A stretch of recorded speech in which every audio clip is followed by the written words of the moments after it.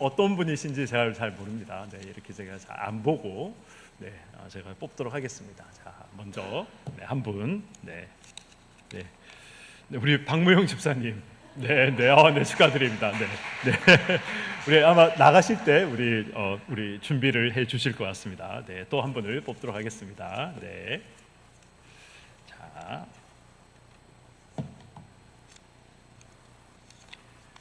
네, 우리 김수현 집사님, 네, 축하드립니다. 네,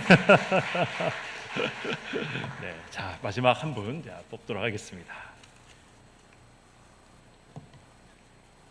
자, 네, 우리 정승영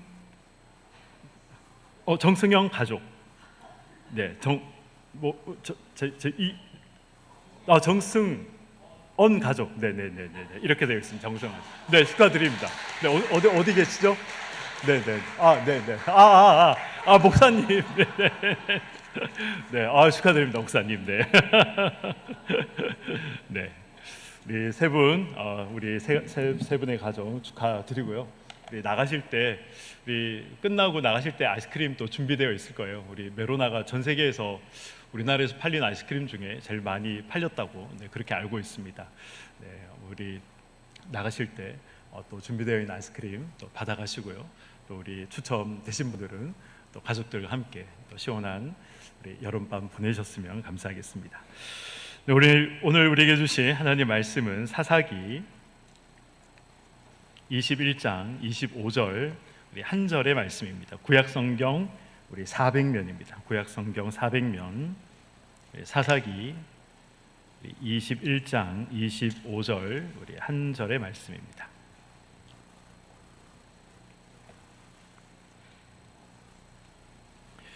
우리 한 절 말씀이기 때문에 우리 한 목소리로 우리 합독하도록 하겠습니다. 시작. 그때에 이스라엘에 왕이 없으므로 사람이 각기 자기의 소견에 옳은 대로 행하였더라. 아멘. 이 이열치열 금요 부흥의 주제를 생각하면서 어떤 주제로 결정을 할까 고민을 하다가 예전에 일이 제가 기억이 났습니다. 제가 사실 오래전에 전정신경염이라는 병에 제가 걸린 적이 있거든요. 혹시 그 병을 알고 계시는 분이 계신지 모르겠습니다. 이 몸에 균형을 잘 잡지 못하는 그런 병입니다. 그런 병에 걸려서 제가 꽤 오랜 기간 동안 누워서 그리고 또 재활 치료를 받았던 그런 적이 있습니다. 그리고 이제 걸어야 한다. 이제 힘들어도 계속 이제 걸어야 치료가 된다라는 이제 의사 선생님의 말을 듣고 집에 돌아와서 이제 열심히 걸었습니다. 어느 날 이제 아침에 또 걷기 위해서 나갔는데 안개가 너무 자욱하게 끼었더라고요. 제 생에 그렇게 이 안개가 자욱하게 끼었던 날은 없었던 것 같습니다. 그래서 그날은 걷지 안 되겠다, 걸을 수 없을 것 같다, 그렇게 생각이 들었다가 그래도 제가 길을 대략 알고 또 가야 할 방향을 알기 때문에 그래도 치료를 위해서 걸어야겠다, 그런 마음을 가지고 걸어갔습니다. 안개 속에서 이 길을 걸으면서 제가 한 가지 깨달았던 것은 아무리 앞이 보이지 않더라도 이 한 걸음을 또 옮기면 옮긴 걸음만큼 앞이 보인다라는 사실을 알게 됐습니다. 그 사실을 알고 나서부터 믿음이라는 것이, 신앙생활이라는 것이 이런 것이구나. 아무리 보이지 않는다 하더라도 또 믿음의 걸음을 한 걸음 옮기면 옮긴 걸음만큼 또 다른 한 걸음이 보이는 것이 우리의 신앙생활이 아니겠는가, 그런 생각을 했었습니다. 그러면서 이제 이 3주간의 금요 이열치열 부흥회를 준비하면서 이 안개 속을 걷는 법이라는 이런 큰 주제를 가지고 제가 이제 말씀을 준비를 했습니다. 오늘 이 마지막 날입니다. 제가 첫 번째 시간에는 같은 방법 다른 결과라는 그런 제목을 가지고 말씀을 전했습니다. 다윗을 이 블레셋과 같은 방법으로 법궤를 옮기다가 정말 큰 어려움을 당하게 되었죠. 우리의 주인과 또 우리를 지배하는 법이 다르기 때문에 세상 사람들과 같은 방법을 우리가 사용한다 하더라도 우리가 얻게 되는 결과는 다를 수밖에 없다. 이러한 방법, 이러한 결과, 이러한 것들을 우리가 세상 사람들을 보면서 살아가면서 그러한 세상 사람들이 살아가는 방법대로 똑같이 우리가 살아가면 저런 결과를 얻을 수 있겠구나, 그렇게 기대해서는 안 된다는 것입니다. 그것이 우리가 아무리 힘들고 아무리 어려운, 앞이 보이지 않는 그러한 상황 가운데 있다 하더라도 우리를 지배하는 법, 우리를 또 우리의 주인이 다르기 때문에 우리는 하나님의 법대로 살아가야 하는 존재임을 제가 말씀을 드렸습니다. 둘째 날에는 엘리야의 승리 후에 왜 자신에게 죽음의 칼끝이 돌아왔는지 엘리야는 이해하지 못했습니다. 그래서 도망가면서 엘리야는 하나님 앞에 자신을 죽여달라, 그렇게 외쳤던 것이죠.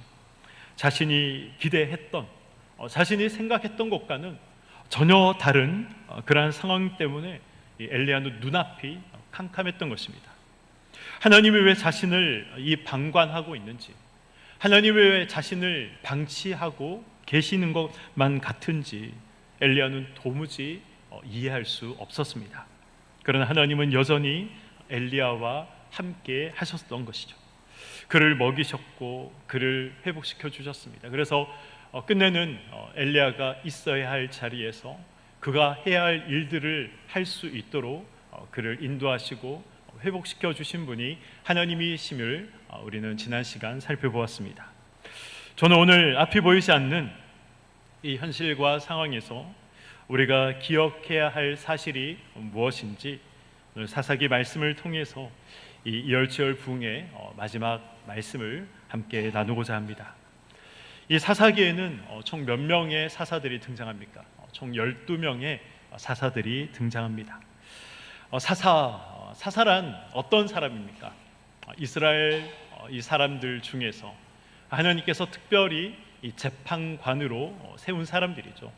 그들을 재판할 수 있는 권한을 부여했던 사람들이고, 또 이스라엘 백성들이 어려움 가운데 있을 때 그들을 구원해 낼 수 있는 특별한 이 사명을 또 부어주셨던 그러한 사람이 바로 사사입니다. 성경에 사사들이 등장할 때마다 반복되는 패턴이 있습니다. 어떤 패턴입니까? 하나님께 이스라엘 백성들이 범죄하면 하나님께서 징계를 하시죠. 보통 이 징계는 이방 민족의 어떤 침략을 받는 것입니다. 그런 하나님의 징계를 받으면 이스라엘 백성들이 하나님 앞에 살려달라, 구원해달라, 그렇게 외치고 기도합니다.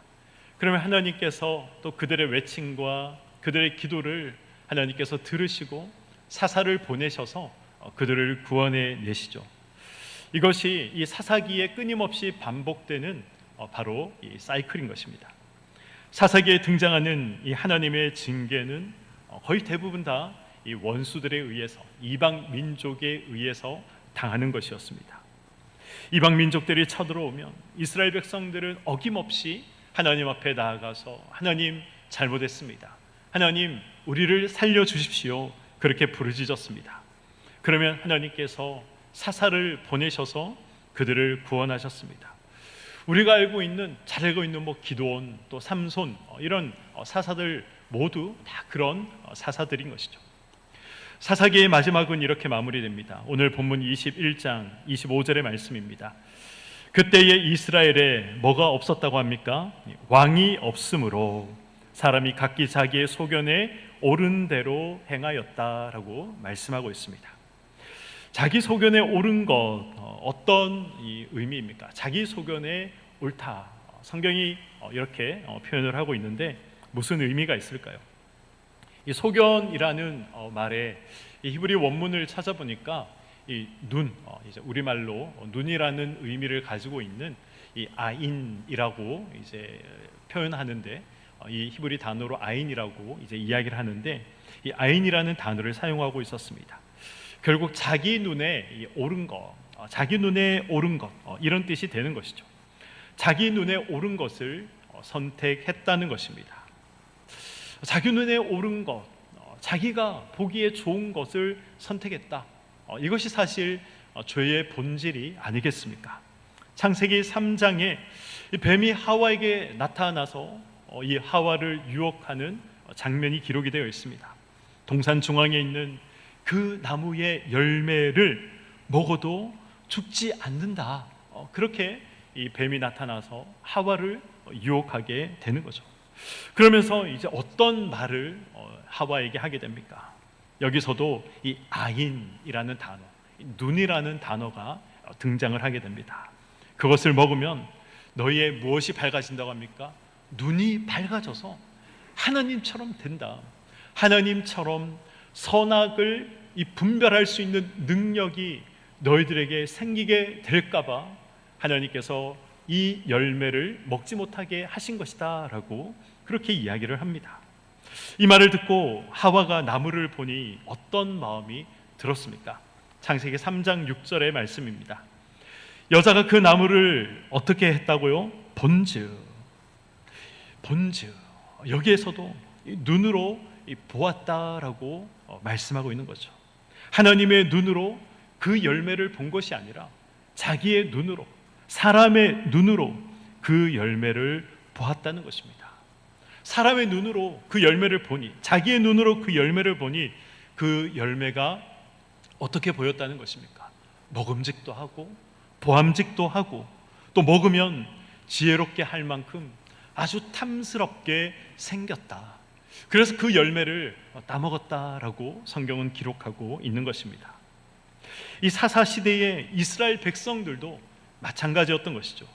하나님이 의롭게 여기시는 것을 행하지 않고 자기 눈에 좋아 보이는 것, 자기 눈에 옳아 보이는 것을 행했던 것입니다. 그런데 자기 소견에 옳은 대로 행했던 이유가 지금 무엇 때문이었다라고 말씀하고 있습니까? 왕이 없었기 때문에. 왕이 없었기 때문에 자기 눈에 좋아 보이는 것, 자기 눈에 옳다고 생각되는 것들을 선택하며 살았다라고 그렇게 기록을 하고 있습니다. 그렇다면 우리는 이런 질문을 한번 던질 수가 있습니다. 그렇다면 이스라엘 백성들에게 왕이 있었다면 과연 이스라엘 백성들은 하나님께서 원하시는 삶을 살 수 있었겠는가라는 것을 우리는 한번 생각해 볼 수 있는 것이죠. 그래서 성경은 이 사사 시대가 끝나고 바로 이 왕정 시대를 기록하고 있습니다. 이 사사기가 끝나면 물론 룻기도 있지만 이 룻기 역시 이 사사 시대에 기록되어진 이 내용입니다. 그래서 이 사사기가 끝나면 이 어떤 책이 등장합니까? 사무엘서가 등장을 하고 있는 것이죠. 하나님은 사무엘을 통해서 최초의 왕을 세우십니다. 그 왕이 누구입니까? 우리가 잘 알고 있는 사울인 것이죠. 그리고 그 뒤를 이어서 다윗과 솔로몬이라는 아주 유명한 왕들이 등장하게 됩니다. 솔로몬 이후에는 이제 나라가 반으로 나뉘어지죠. 남유다와 북이스라엘로 이 이스라엘이 나뉘어지게 됩니다. 북이스라엘에는 이후에 19명의 왕이 등장하고 남유다에는 20명의 왕이 등장하게 됩니다. 분열 이후에 총 그래서 몇 명의 왕이 등장합니까? 남쪽과 북쪽에 합치면 39명, 분열되기 이전까지 합치면 42명의 왕이 이스라엘 역사에서 등장하게 되었던 것입니다. 그러나 이 많은 왕들이 등장했음에도 불구하고 이 사사 시대보다 더 암울한, 더 침울한 역사를 이어가다가 북이스라엘은 아수르에 의해서 멸망당하게 되고 남유다는 이 바벨론 제국에 의해서 멸망당하게 된다는 것을 우리는 잘 알고 있습니다. 이스라엘 백성들의 원대로 하나님께서 왕을 그들에게 허락해 주셨고 이스라엘 백성들의 원대로 하나님께서 왕을 그들에게 세워주셨지만 왕이 있어도 그들은 여전히 자기 소견에 옳은 대로 자기 눈에 좋은 대로 그들은 여전히 살아갔던 것입니다. 그래서 결국 하나님의 징계를 받게 되었던 것이죠. 그러므로 왕이 없어 범죄했다라는 것은 하나님 앞에 도무지 핑계가 되지 않는 것이었습니다. 그렇다면 성경은 왜 이스라엘에 왕이 없어 자기 소견에 옳은 대로 행했다라고 이렇게 말씀하면서 사사기를 마무리하고 있는 것일까요? 저는 이 부분이 너무나도 궁금했습니다. 왕이 있든 없든 이스라엘이 멸망하고 이스라엘이 어려움과 환난 가운데 있는 것은 매 한 가지인데 왜 굳이 사사기에서는 왕이 없었기 때문에 이스라엘 백성들이 자기 소견에 옳은 대로 행했다라고 이렇게 사사기를 마무리하고 있는 것일까? 성경을 읽으면서 이 부분이 궁금하지 않으셨습니까? 하나님께 이 복과 또 하나님께 징계를 받는 기준이 무엇입니까? 우리는 무엇으로 알고 있습니까? 말씀에 대한 순종, 이것으로 우리는 알고 있는 것이죠. 그래서 사무엘 선지자는 이 불순종한 사울을 향해서 어떤 유명한 말을 하게 됩니까? 순종이 제사보다 낫다라는 말을, 그 유명한 말을 하게 됩니다. 성경은 이 순종과 더불어 왕정 시대를 통해서 하나님께서 왕을 주심을 통해서 우리에게 반드시 한 가지 말씀하시고자 하셨던 그 사실이 있습니다. 우리는 이 왕이라는 이 자리, 왕이라는 이 직분을 어떻게 우리는 이해합니까? 이 지위와 권력으로 사람들 앞에 군림할 수 있는 자리로 우리는 이해합니다. 그러나 성경은 이 왕을 지위나 권력으로 말씀하고 있지 않습니다. 성경은 이 사실을 말씀하기 위해서 사울을 등장시켰던 것이고, 성경은 이 사실을 말씀하기 위해서 이 다윗을 등장시키고 있는 것입니다. 사무엘상 15장에 왕이 된 사울에게 하나님께서 내리신 첫 번째 명령이 무엇입니까? 아말렉을 진멸하라라는 것이었습니다. 남자와 여자, 이 어린 아이들과 젖먹이까지, 심지어 그들이 키우던 소와 양과 낙타와 나귀까지 모두 다 진멸해라. 이것이 하나님께서 사울에게 내리신 명령이었습니다. 그러나 사울은 어떻게 합니까? 이 아말렉의 왕을 살려둡니다. 그리고 이 살진 소와 양까지도 살려두게 되죠. 전리품으로 가지고 오게 됩니다. 이 일 때문에 사울은 사무엘에게 엄청난 책망을 듣게 됩니다. 사무엘상 15장 22절과 23절의 말씀입니다. 사무엘이 이르되 여호와께서 번제와 다른 제사를 그의 목소리를 청종하는 것을 좋아하심같이 좋아하시겠나이까? 순종이 제사보다 낫고 듣는 것이 순양의 기름보다 나으니 이는 거역하는 것은 점치는 죄와 같고 완고한 것은 사신 우상에게 절하는 죄와 같음이라. 왕이 여호와의 말씀을 버렸으므로 여호와께서도 왕을 버려 왕이 되지 못하게 하셨나이다. 아멘. 하나님께서 사울에게 요구하신 것이 무엇입니까? 순종을 사울에게 요구하셨던 것이죠. 순종을 요구한다는 것은 쉽게 말해서 이 사울이 결정권자가 아니라는 것입니다. 사울은 하나님의 말씀을 따라야 하는, 어쩌면 이 종의 위치에 있는 사람이다 이야기할 수 있는 것이죠. 사울은 하나님이 결정하신 일을 위해서 사용되어지는 이 도구에 불과한 존재였습니다. 성경이 말씀하신 왕이란 이 권력이나 힘을 가지고 사람들에게 군림하는 그러한 사람이 아니라 하나님께 쓰임받는 도구에 불과한 사람이었습니다. 그것이 바로 성경이 말씀하는 왕의 자리였던 것이죠. 그러므로 하나님이 세우신 왕은 어떤 역할을 해야 하는 것입니까? 하나님이 우리의 구원자시고 하나님이 우리의 필요를 채워주시는 공급자시다라는 사실을 선명하게 드러내고 선명하게 나타내는 그런 역할을 해야 하는 사람이 바로 왕의 역할이었던 것입니다. 그래서 다윗은 골리앗 앞에서 떨고 있던 이스라엘 백성들을 향해서 어떤 말을 하게 됩니까? 전쟁의 승리는 칼과 창에 있는 것이 아니다. 전쟁은 하나님께 달려 있는 것이다 라고 외치면서 그는 골리앗 앞에 나갔던 것입니다. 그래서 히스기야는 이 18만 5천 명이라는 어마어마한 이 대군의 아수르 사내립이 쳐들어와서 예루살렘을 포위하고 또 이 백성들을 향해서 히스기야가 너희들에게 여호와를 신뢰하라 말하지만 그 말을 따르지 말아라. 하나님께서 아수르의 손에서 너희들을 건지실 것이다 라고 히스기야가 말하더라도 너희들은 그 말을 따르지 말아라. 속지 말아라. 너희가 나에게 항복하면 너희들은 다 살 것이고 다 잘 먹고 잘 살 것이다. 이렇게 그들을 회유하고 때로는 그들을 협박했지만 그러나 히스기야는 옷을 찢고 하나님 앞에 나아가서 기도했던 왕이었습니다. 이것이 바로 왕이 해야 할 역할이었던 것이죠.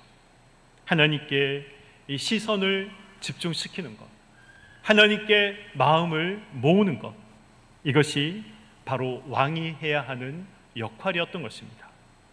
이것이 왕을 세우신 하나님의 목적이었던 것이죠.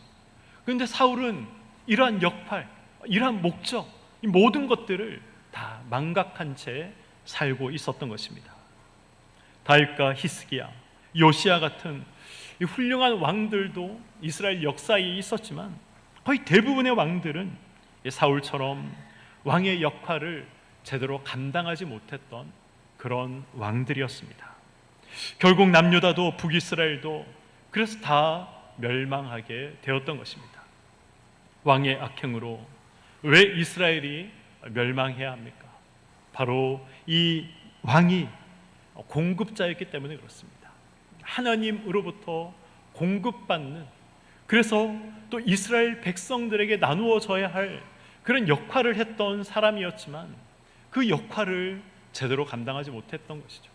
하나님으로부터 오는 공급이 차단되고 끊겼기 때문에 이스라엘이라는 그 민족이 하나님으로부터 오는 그 은혜를 공급받지 못했던 것입니다. 생명의 통로가 막히게 되었던 것이죠. 그래서 점점 하나님으로부터 멀어지게 되었던 것이고, 자신들이 섬기는 자신들의 왕이 하나님을 가리키고 하나님을 드러내는 것이 아니라 엉뚱하게도 우상을 드러내고 우상을 섬겼기에 하나님의 징계가 그들에게 임할 수밖에 없었던 것입니다. 우리도 왕같은 제사장이다, 성경은 그렇게 말씀하고 있죠. 이 사실을 우리가 늘 기억해야 합니다. 우리 왕같은 제사장입니다. 가정에서 왕같은 제사장이고 직장에서 왕같은 제사장입니다. 하나님께서 우리를 통해서 가정에, 직장에, 우리가 속한 곳에 하나님께서 은혜를 공급해 주시는 것이죠. 그런데 내가, 왕같은 제사장인 내가 하나님을 제대로 선명하게 드러내지 못하고 하나님을 제대로 나타내지 못한다면, 엉뚱한 것을 드러내고 엉뚱한 것을 드러낸다면 하나님의 징계가 우리에게 있게 되는 것입니다. 하나님의 은혜가 차단될 수밖에 없다는 사실을 우리는 기억할 필요가 있는 것입니다. 사울은 사무엘이 왜 자신을 꾸짖고 있는지 도무지 이해하지 못했습니다. 그래서 사무엘상 15장 20절에 어떤 말을 합니까? 그는 이런 말을 합니다. 아니, 내가 무슨 잘못을 했다고 나에게 이런 꾸지람을 하십니까? 단지 나는 아말렉 왕 아각을 포로로 잡아왔을 뿐입니다. 단지 나는 이 살진 양과 소를 가지고 와서 하나님께 제사 드리기 위해서 가지고 왔을 뿐입니다. 이것이 무엇이 잘못되었단 말입니까? 그렇게 이야기를 합니다. 이 말을 들은 사무엘은 사울을 향해서 하나님이 당신을 버렸다, 당신은 더 이상 왕이 아니다, 그렇게 선포하고 그를 떠나가고자 했습니다. 그런데 떠나가고자 하는 사무엘을 사울이 붙잡습니다. 그리고 이렇게 이야기합니다. 사무엘상 15장 24절의 말씀입니다. 사울이 사무엘에게 이르되 내가 범죄하였나이다. 내가 여호와의 명령과 당신의 말씀을 어긴 것은 내가 누구를 두려워했다고 합니까? 백성을 두려워하며, 백성을 두려워하며 그들의 말을 청종하였음이니이다. 이 고대 국가들의 국부는 이 무역을 통해서 국부를 쌓게 되어 있지만, 그러나 많은 이 국가들이 전쟁을 통해서 국부를 쌓았습니다. 전쟁은 하면 할수록 그리고 전쟁에서 승리하며 승리할수록 이 어마어마한 국부가 쌓였던 것이죠. 이스라엘 민족들은 자신들이 세운 첫 번째 왕이 첫 번째 전쟁에서 승리했으니 다른 나라처럼 이 어떤 전리품들을 가져오기를 원했습니다. 다른 나라처럼 왕을 포로로 잡아와서 이 승리의 기쁨에 도취되기를 그들은 원했습니다.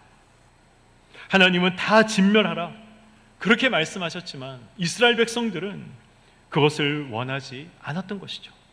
이런 백성들의 요구를 들어주지 않으면 이 왕으로서 자신의 입지와 인기가 떨어지는 것이 사울은 두려웠던 것입니다. 이 다윗이 골리앗을 물리쳤을 때 사울은 천천히요 다윗은 만만이다 그렇게 노래했을 때 이 사울이 얼마나 이 다윗을 시기했습니까? 이것만 보더라도 이 다윗은 자신의 입지, 이 자신의 지위에 대해서, 자신의 인기에 대해서 얼마나 신경 썼던 사람인가 우리는 알 수 있는 것이죠. 사울은 이 자신의 인기가 떨어지는 것, 이 자신의 입지가 흔들리는 것에 대해서 무척이나 신경을 썼던 사람입니다. 사울은 하나님이 자신을 떠나든 말든 사실 그것에는 크게 관심이 없었습니다. 그의 관심은 오직 이 자신의 지위와 권력을 유지하는 데에 관심이 있었던 것이죠. 하나님께 경배하는 것조차 이 경배하는 것조차 백성들의 환심을 사기 위해서 하나님 앞에 제사를 드렸던 것입니다. 사울은 사람에게서 왕의 힘이 나온다 그렇게 착각을 했던 것이죠. 그래서 사울은 하나님을 두려워했던 것이 아니라 사람들, 백성들을 두려워했던 것입니다. 사울과 비교되는 왕이 있습니다. 바로 사울 왕을 이어서 뒤에 나오는 다윗 왕이죠. 사울과 180도 다른 이 다윗을 사울 다음에 성경이 등장시키는 이유가 무엇일까요? 하나님으로부터 모든 것이 나온다. 이 사실을 성경은 말씀하기 위해서, 이것을 드러내기 위해서 다윗을 등장시키고 있는 것입니다. 인생의 모든 열매들은 하나님께서 주시는 것이다. 인생의 모든 열매들은 하나님으로부터 나오는 것이다. 사울과 다윗을 통해 우리가 확인할 수 있는 부분이 바로 이 부분인 것입니다. 다윗 역시 실수가 많았던 사람입니다. 다윗 역시 심각한 범죄를 저질렀던 사람입니다. 그럼에도 인생의 결국이 하나님께 있다는 사실을 다윗은 잊지 않았던 것이죠. 이 사실을 잊지 않았던 다윗을 성경이 얼마나 위대한 자리에까지, 얼마나 높은 자리에까지 높여서 이야기하고 있는지 아십니까? 신약을 시작하는 첫 구절이죠. 마태복음 1장 1절은 이렇게 시작하고 있습니다. 아브라함과 다윗의 자손 예수 그리스도의 계보라. 아브라함과 다윗의 자손. 아브라함과 다윗을 지금 같은 위치에 놓고 성경은 말씀하고 있는 것입니다. 아담과 하와는 하나님같이 되리라 기대하고 자기 눈에 오른 대로 열매를 먹었지만 망하고 말았습니다. 이후에 이 모든 인간들은 모두가 자기 눈에 오른 대로 살아가고 있습니다. 하나님의 백성이었던 이 이스라엘 백성들도 마찬가지였습니다. 사사시대와 왕정시대를 잇는 이 사사기의 결론이 무엇입니까? 이스라엘의 왕이 없어 자기 소견에 옳은 대로 행하였다라는 것입니다. 그래서 우리는 이스라엘의 왕이 있었다면 범죄하지 않았을까라는 질문을 자연스럽게 한번 던져보았습니다. 그러나 왕이 있어도 여전히 실패하고 범죄했습니다. 결국 이 나라가 망하는 자리까지 가게 되었던 것이죠. 나라 망한 이스라엘 백성들이 이제 왕 대신 그들이 갈망했던 그런 대상이 무엇이 되었습니까? 자신의 나라를 회복시켜줄 메시아를 그들이 갈망했습니다. 우리는 이것을 메시아 대망 사상이다 그렇게 표현을 합니다. 메시아만 오시면 이 모든 문제들이 해결될 것이다. 그들은 그렇게 생각을 했습니다. 그러나 그 메시아가 육체를 입고 오셨음에도 불구하고 그 메시아를 알아보지 못하고 메시아를 죽여버렸습니다. 그런데 하나님은 끝까지 그들을 포기하지 않으셨습니다. 하나님이 그들을 포기하지 않으셨다라는 그 사실을 우리는 어디에서 확인할 수 있습니까? 예수 그리스도의 부활을 통해서 확인할 수 있는 것이죠. 예수님께서 죽으시고 부활하셔서 다시 제자들을 찾아가셨습니다. 그리고 그 제자들이 변화되어서 생명의 복음이 세상에 가득 차도록 만드셨던 것이죠. 사사기가 말씀하는 것이 무엇입니까? 왕이 없어 문제가 아니라 우리 삶 가운데, 우리 가운데 하나님이 없어 문제다, 이것을 말씀하고 있는 것이죠. 결국 이스라엘 백성들에게, 우리에게 필요한 것은 포기하지 않는 하나님의 이 은혜가 필요하다는 것을 말씀하고 있습니다.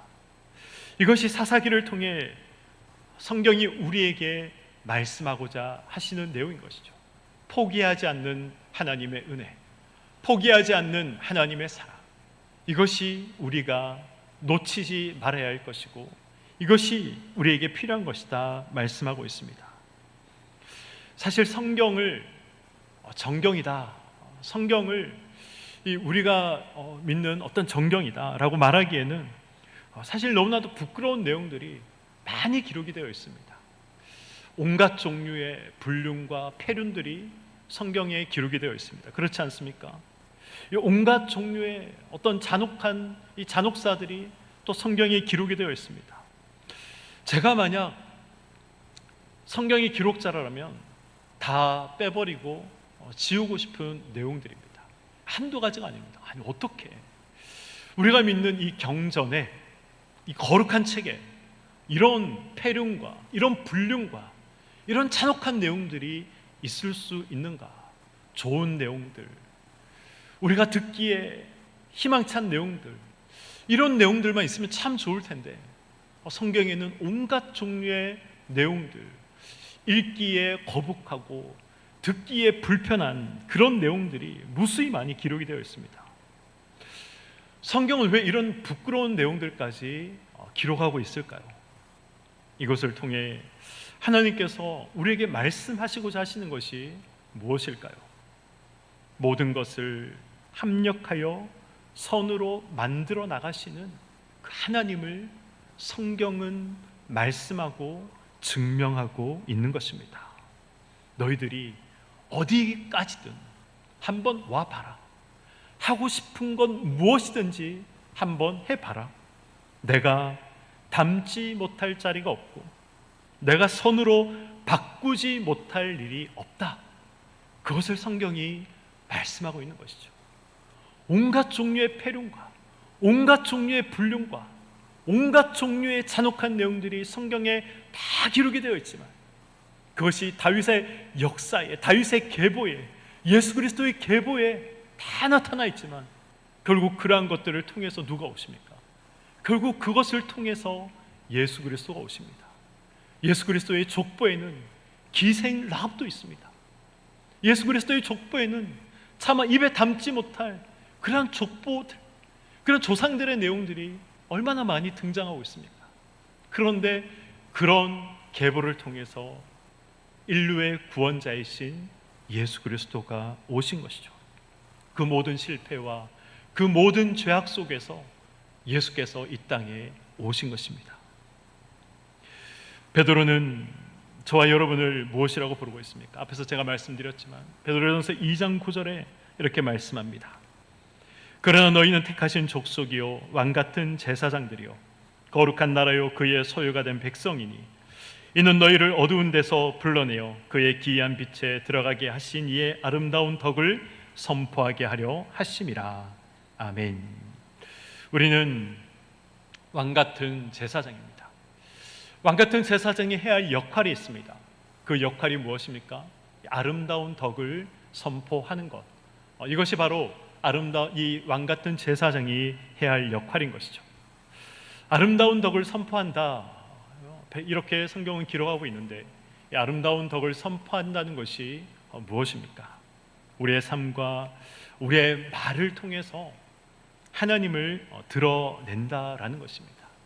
하나님께 믿지 않는 사람들이, 세상 사람들이 하나님께 시선을 고정시킬 수 있도록, 하나님을 바라볼 수 있도록 우리의 생각과 우리의 말과 우리의 행동이 하나님을 드러내야 한다.